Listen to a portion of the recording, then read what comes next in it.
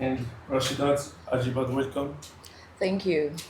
And before talking floor, I have a question for your coach. Yeah. Who thinks about tomorrow match, pressure match for your coach? How do you feel about this? Yeah. Good morning, everybody. And regarding the question concerning tomorrow's match, we all know how important that match is, and we're treating it based on its importance because we know what it means. We're ready for it, and we'll give it all our best. Thank you, coach. Rasheedat, tomorrow you have a important match. Yeah, How do I'm you feel? just Your yeah, it's the team. same thing as what coach said. So just same thing. I'm echoing what my coach said. Okay, thank you. So the first question, please, the microphone there. Is your name and your support? Good afternoon, Coach. Good afternoon, Captain. My name is Kelly Chanyikude from Sporty TV. This goes to the coach. Coach, are there any fitness concerns in camp? We saw the borrow the strapping in the last game. We saw Kena kind of limp towards the presser yesterday. Last game as well. And again, are we expecting any rotations in the starting outside? Thank you, sir. Thank you. Uh, we are working with the medical team to ensure that everybody that will be on the team tomorrow is fully fit, no reservations. And so far, I think we're getting positive signals concerning a few of them that had some little challenges in the last game. Hopefully, they will all be ready for tomorrow. Thank you, please. Hi, Coach. Good afternoon. My question is just clarification. This part that we are taking, there's been a lot of confusion. So if people can get a bit of clarity, there are so many things. Ghana will take on Cote d'Ivoire, Nigeria will take on South Africa, we now will take on each other before continent. So people feel like it's a long route. Can you just, maybe for clarification, explain what the route is like? I think my major concern for now is just the tomorrow's game. That's what we're focused on because you take it one at a time. By the time we cross tomorrow, we get to the next hurdle and then we deal with that too. Thank you, please. Cecilia Bongo, Channels Television, Lagos, Nigeria. Coach, there's always this talks that it's hard for us to know your first 11. The last tournament, we tried to get it, we couldn't. And this tournament also, we've been trying to also get a first 11. So it's like at every game, sometimes we see 5 or 6 changes.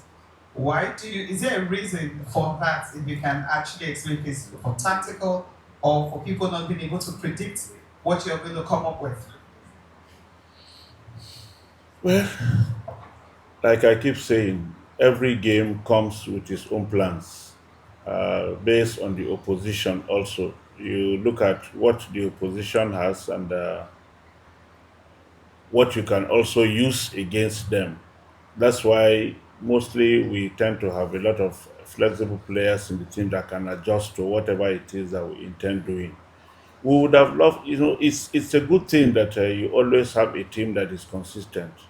But when you don't have sufficient time, working at the national team, it's not like the club side that you have sufficient time to be able to deal with a lot of things that you want to do. In the national team, you have just few days. If not for a competition of this magnitude, you don't have more than 4 or 5 days, mostly maybe 1 week with the players, and it's not sufficient enough for you to be able to get everybody to understand what you really want, the philosophy, and then perfect everything within just that 1 week period. And in a year, how many matches do you get to play? How many windows do you have? And how many do we utilize? So it's not something that is as easy as people will think.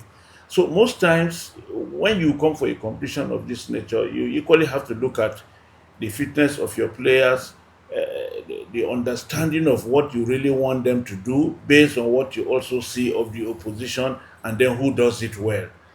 So it's not as if we just want to change players or change teams because we just want to change. No, there are reasons, like I said, why we have to make some of these changes, and uh, sometimes it's difficult for you to also predict. You could have players developing some problems at the 11th hour, and then you just have to try and see what you can also do about it. You could have a plan, and that's why you always hope that your players are all fully ready and ready to go before every game. And with the understanding of what the opposition does, it makes it easy for us to be able to select who we want to present for the team. Yeah. Coach, please. Hello, Coach. Hello, Rasheedat. I have one question each for you both. Onyinyechi Obara from News Central TV Nigeria. For Coach, you have leaned heavily on squad rotation throughout the tournament, and this is just to manage fitness. For this must-win encounter against South Africa, will you be prioritizing your absolute best 11, or you would utilize the depth of the squad that you've got right now? For Rasheedat, as a leader and the captain of this squad, how have you rallied your players emotionally after that devastating blow of losing the automatic ticket to the World Cup? Thank you. For tomorrow's game, for every game we pick, we pick those that we feel are ready to ensure that we win every match. It's not just about squad rotation that everybody should have an opportunity to just play. It's not about that. It's about ensuring that we have the right people that will always win every game for us. Even for tomorrow's game, it's not a game that we'll have to gamble with anything.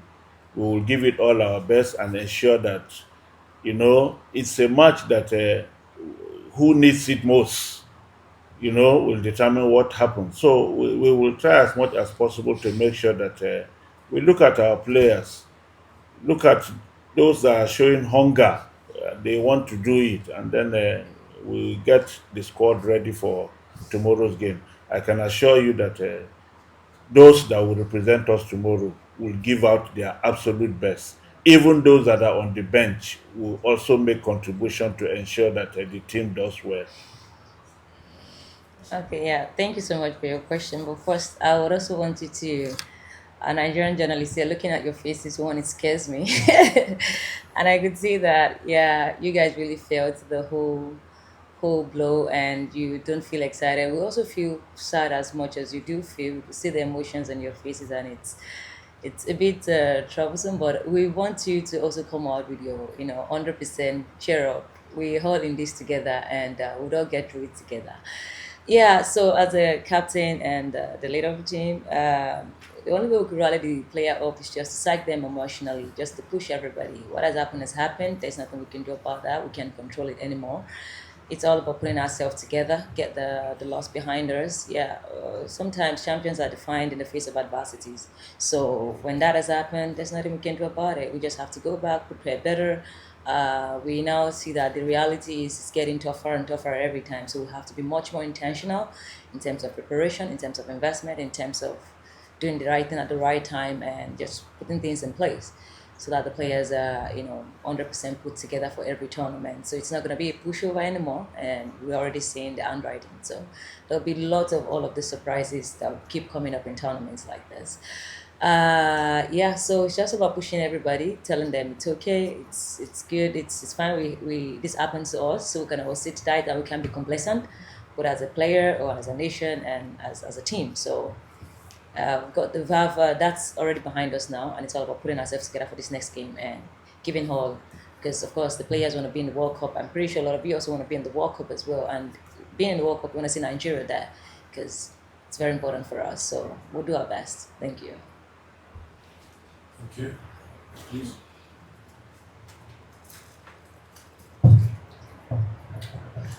Hello, Rasheedat. Since we're talking about the World Cup, yes, this has happened to you here at the WAFCON. But when you look back 3 years ago, that game against Australia, and the way that you played against the home team, what sort of positives can you get from that kind of performance to remind your team that actually you were the best of the best ahead of tomorrow's game?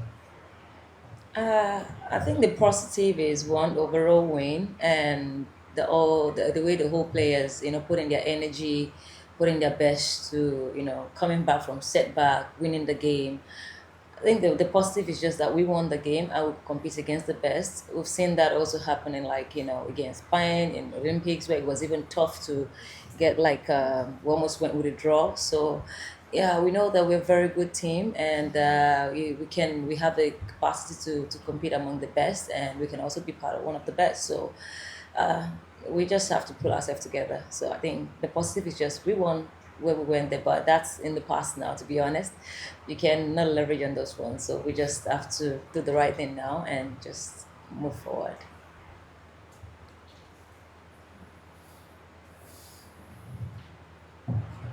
Good afternoon, Coach. Femi Perry, I'm supporting from Nigeria. So my question to Rasheedat.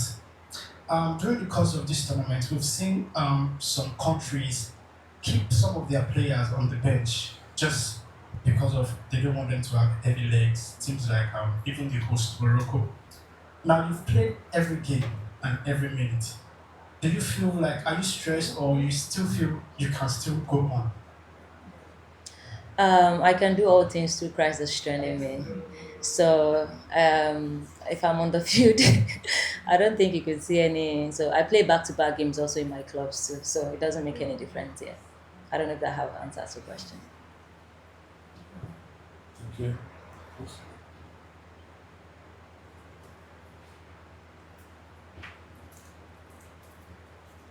Hey, good day everyone. My name is Frankie Omoko. I'm from Prime Sports Radio in Nigeria. Coach, in a simple form, what assurances are you giving to Nigerians as you face South Africa tomorrow? Because a lot of them are apprehensive at home. We know the rivalry between South Africa and Nigeria. So assurances. Then of course, Rasheedat and Ajibade. Your Thank you. Or do I take the question again? Take it again. Okay. To coach, what assurances are you giving to Nigerians back home? Because a lot of them are down spiritually and otherwise. Rashida did say she saw our faces right here. That's the message back home. So what are you assuring Nigerians tomorrow as we face South Africa? Because we know the rivalry between these two countries. Then Rashida, your belief. When I see anytime you wear the cap, I feel excited. What do you think this situation reminds you of the belief in God? Thank you.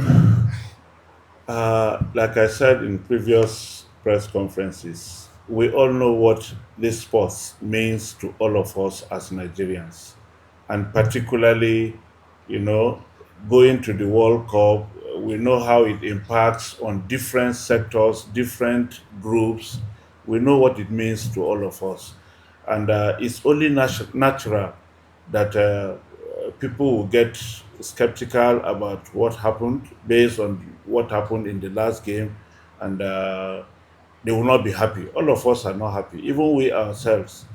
I think we should be the saddest group because we are the principal actors, and eventually we are the ones that everybody was looking up to, and we couldn't deliver in the last game. It was not our making. We gave it our all, and it didn't work out the way we all expected. And for tomorrow, like we say, we have a second chance. We have this second opportunity. We're still going to do the best that we can. We're not leaving anything out. We're going to put in all our best to make sure that at least we put smiles on the faces of our people, because we know what it means to all of us as Nigerians. The rivalry is always there. It's the same thing with the last game against Cameroon. It's one of those, rival matches, and eventually it went the way it went. We just pray that tomorrow's one will be in our own favor too, so that we too will put smiles on the faces of our countrymen. Thank you. Thank you. Yes, Okay, sir. yeah, based on your question, first, my belief is God can be trusted. And secondly, I think we conflict something when it comes to our faith. Even the Bible says, there's a place in John where the Bible says, a tree that does not bear fruit should be cut down, right? So there's a place for personal responsibility and there's a place for faith, right? So that if a tree who doesn't bear fruit, that is a tree. The fruit, in my own understanding, is if you're not productive, if you're not valuable, if you're not an asset, if you're not giving your best, you're not deserving to be a part of whatever. So it is all about doing things with excellence. So it's not all about compromising where faith doesn't have to be. You're not doing the right thing, you're expecting, no, it is not done that way. So faith and excellence, everything works together. So just so you know, thank you. We take two last questions. Good morning, Coach. Good morning, Captain Rash. Coach, I also asked the previous coach this question as well. Last semi-finals, we saw three of the teams that made it to the last semi-finals and the last AFCON also lost their quarter-final game. What does this say about the level of the women's game in Africa in terms of preparation, in terms of fun, in terms of opportunities for players that are hungry, giving them the chance to play? And also, do you see more than 4 African teams this time around making it to the World Cup, and will Nigeria be one of them? You see, if you look at what is happening, you understand quite clearly, not just from even the results, even when you follow teams when they play games, you will realize that everybody is investing so much and everybody is doing so much to try and ensure that they improve. So the onus is on us to also realize the fact that, like she said, reality should dawn on us. We need to also understand that just like everybody is doing well now, we must also do a lot to try and ensure that we not only, remain where we are, but also try as much as possible to keep improving at all times. Check history. In the past, it used to be Brazil everywhere. Brazil, Brazil, Brazil, Brazil everywhere. When last did Brazil win any tournament? Why is it so? Now it is Spain. At a point, was it Spain? At some point, it was Germany everywhere. Germany, Germany, Germany. What is happening today? These are things that we need to also realize that nothing is permanent. Nothing is permanent. And then for you to remain there, even in women football, US. Initially, it used to be the Scandinavian countries, Denmark, Sweden, and the rest of them. At a point, it shifted to Japan and Korea. Today, where is it? So it's a trend that is going around because people are working, people are doing a lot to make sure that they develop their own. We cannot be in isolation. We must also do a lot to try as much as possible to make sure that we develop a lot of things. There are so many areas that we really need to look at ourselves and then see whether we are doing it right or not. A lot of areas that we need to work on to try and make sure that we get it right, because just as others are doing a lot, you cannot expect people to be working and doing investment and you are doing nothing and then you expect that you will always come out victorious. It doesn't work that way. It's not magic. It's not magic. Thank you.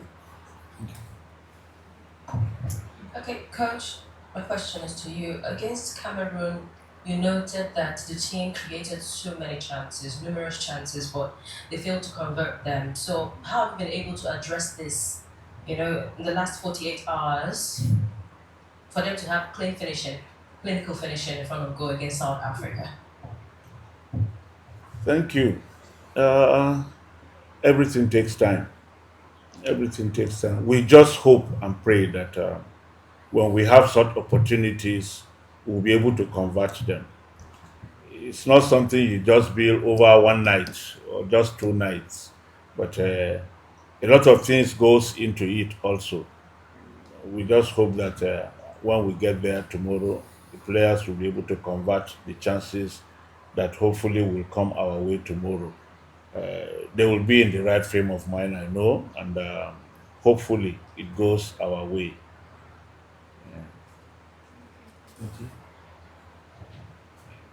This is coming from so coach, you have to answer in pigeon, both coach and Rasheedat. So the question is, what waiting be the biggest lesson this particular WAFCON don't teach you now? Probably. For me, like I talked before, now a big eye opener for everybody. Make we know say nothing they permanent. And God like everybody. God not be partial person. Where we go say na only we wey him like say so because na we be Nigeria na him man na Nigeria so every time na Nigeria. He like other people because na him create them too. So if today he say no, not be your own, make I give another of my children, at least we know say he no abandon us. He don't give us before. And not be say because he give another person today, he no go give us tomorrow. So we go still dey pray, dey hope say e go better for us. Make we go back, just go continue. Because if we begin the verse now, we annoy God now, say okay, because I no give una now, and I say okay, make una go carry am again now. So anything fit happen. I still believe say na lesson make we learn. Say yes, time don reach, make we sef wake up. Maybe because we don dey feel say we don dey carry am every time, we take things for granted. E don show us say everybody now don wake up, so we sef make we wake up so that at least e go better for us. So make una look back now. Before, if we dey prepare for competition, how we dey do am? How we dey do am? How e dey be? How many months we dey stay for camp? Na so e dey happen now. Thank you, Coach. Okay. Yeah, coach has said, coach don't talk a lot. So what's that they be saying? One of my biggest lesson gratitude. Just be grateful for when it's good, when it's bad. Just just the thank God, like be grateful, gratitude. And honestly, it's how I think that. Gratitude overall, yeah. Thank you. Thank you. Yes, sir. Last question. Yeah, Kalisha Included Sporty TV again. I just want to ask the coach and the captain how they deal with the, for me, overly harsh criticism and that tenders on abuse. Sexism, ageism, we see it as a particular journalist in Nigeria called Osinacho Hale Mama, which he will never dare call this player Papa. I'm seeing things like, oh, Madugu is the worst coach ever, but he just won it last year. I'm seeing abuse. Chiamaka blocked a particular content creator. He's crying over social media. She blocked me. As a captain, how are you guys dealing with? I'm sure you must have seen some yourself. How you dealing with the criticisms, the harsh criticisms and abuse and sexism, and how can you address it? Because the South African coach actually, she gave a passionate speech here just before she left about all these things. I thought that was the best I've ever heard from a coach. How do you guys, address this? Thank you very much. I usually hear, not I usually hear, when it comes to safeguarding, football is never bad. It's never a good whatever, but it's not a bad environment or a good environment. But the people around it made it either bad or worse. But we could do better. That's the truth. Because honestly, for me, when it comes to criticism, you don't see me online. Whatever I'm doing, I don't care when you praise me, when you don't praise me. Like I'm me. I control what I can control, and I just let go what I can let go. What I can let go because some people are just on their social media. They just have small data, and they're there just wanting to rant and all of that. So it's not in my opinion to either say what people have to do with their data or have to do their key parts and all of that. But for what I just have to do is I protect my mental health. My mental health, my sanity, which is all about me and how I can be the best version of me for myself, for my nation, and for because the players on that pitch there, they are doing their best. You don't even know what players are going through to come to represent the national team. A lot of people don't know what the players are going through internally. So players putting everything out there on that pitch and somebody's just somewhere saying whatever they want to say, I don't think it's fair on that player. It's not even fair at all. That's the truth. But we can do better. We can do better as a person, as a nation, and because you have, social media or whatever, internet doesn't mean that you should keep bashing people. Treat people well. Let us be better humans. And honestly, that's what I'm gonna say. But for us as a team, we've seen all of those things. All we can do, we can protect ourselves. We know that all we're trying to do is to make the nation proud. We're not going to that pitch to mess anybody up, to mess ourselves up. We want to make ourselves proud because when you see the jersey, we're wearing a family name. Our name is at stake, the nation is at stake, the coach and everything, all the effort everybody has put into what we're building today is at stake. So nobody's going there to just, go to that pitch to play. We also want to win as much as you want to win. As I said, I came in here seeing your emotions and your faces, like I felt it.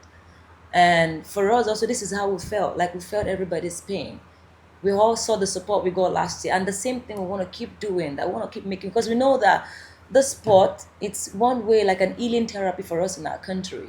When we win, it's bring healing. If it's just one moment where we're united, it is what it is. So we know that we carry hopes and aspiration, dreams of people, over 200 million people back home, and we carry with sense of purpose and with everything that we could, like we have.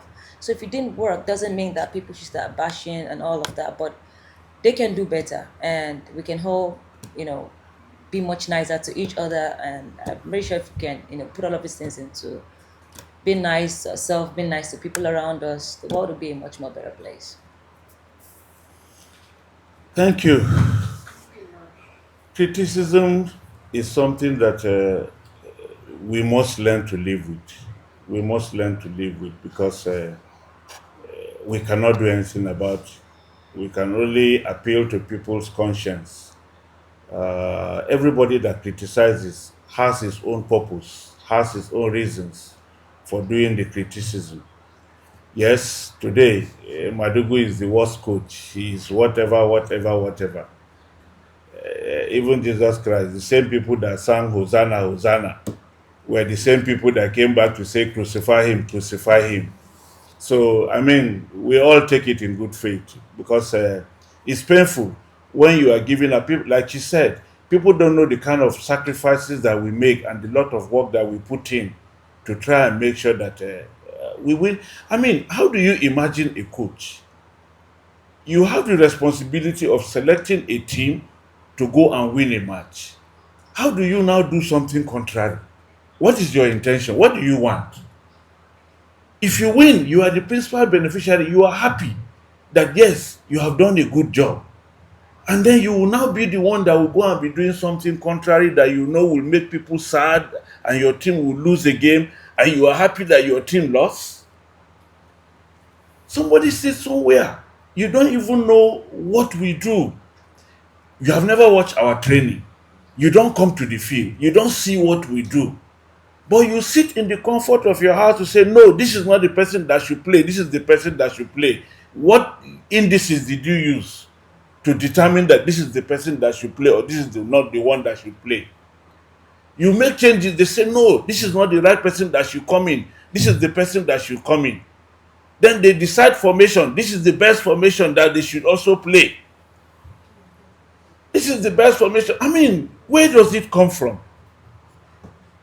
Which players do you have? Who do you know? What are the qualities of these players that you even know?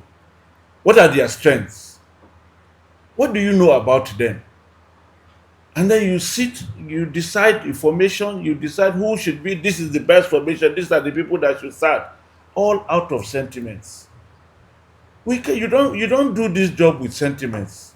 If you do it with sentiments, you won't go anywhere. You won't go anywhere, because you know if it doesn't work out, you must be ready to face the wrath. You are aware of that. Who will always want to be flogged every day? For what reason? For putting in your best to try and make sure that you make your country proud. It's a privilege for us to be here. It's not everybody that can have the opportunity of leading your country. So we don't take it for granted. Each time we go out to do anything, we try to do our best to make sure that we make people happy by making sure that the team wins. I am the worst coach today because we lost a game. But go and check the statistics. How many matches have I played with the national team? How many have I lost? How many have I won? The ones that I win, you say, is the players that are good. But when we lose now, is the coach that is bad. I mean, what type of thing is that? Like I said, it's something that we must learn to live with, but it's quite unfortunate that people just do this kind of things. It's not fair. It's not right. It's not right. We just appeal to them to show some understanding. Nobody goes out to represent his country and then you just go there and do anything you like. You know what it means. 200 million Nigerians. When we won, how many people were happy? For that period, at least we know it brought a lot of succor to a lot of people. That we are losing today, all of us are in the same boat. We are all very sad where we are today. But we cannot continue. I mean, we need to get sure that we get out of this and then move forward. No one country. Is there any coach in this world that has never lost a match? No matter how good the coach is. Show me one coach in the world that has won all his games, all his career. He never lost any. Even we as coaches, we take decisions and those decisions can backfire. We take responsibility for it. You go back, sit down. Where did I not get it right? What did I do wrong? So that you also learn from it and you don't repeat the same thing again tomorrow. It's not as if because you are a coach, any decision you take is perfect. We also analyze ourselves and we look at what we have done right and what we have not done right so that it serves as a lesson for us and helps us to make progress in the course of our job. But we cannot please everybody because everybody criticizes for his own reasons based on whatever. More so these days that when you have likeness and whatever, you get 500, you get 1,000. You know, is the negative that people will always want to hear so that they can be making some 500, 1,000 from all the followership and everything that they get on the social media. We are quite aware of all that, but we must learn to live with it because that is what the job entails. And it's either we continue or you say no, you leave it. Any other sector, once you are a leader, you must expect that people will, it's not everybody that will always like you. And in fact, if people don't even say anything about you, you need to ask yourself what is happening, that nobody is criticizing or saying anything. But sometimes, out of the criticism, we also look at what can come good out of it. There are people that can give constructive criticism. When you have constructive criticism, you also look at it and say, maybe we need to look at what this person is saying, but not criticizing out of sentiments, out of hatred, or for whatever reason you just feel no. You say whatever you want. We have a right to be protected. People cannot be insulting us because we are just coaching and then you insult our integrity, you insult our personality. If we decide to go to court, we will settle it there. We have a right to do that. If you want to talk about football, criticize about football, but not attacking our personality. I mean, you have no right to do that. We can take it up with anybody. Thank you. Coach Justin Madugu, thank you for your comment. Rasheedat, thank you for your comment. Good luck Thank for you, sir. tomorrow. Ladies and gentlemen, thank you. We have training for Nigeria. 6 a.m. in Perjigu. Thank you.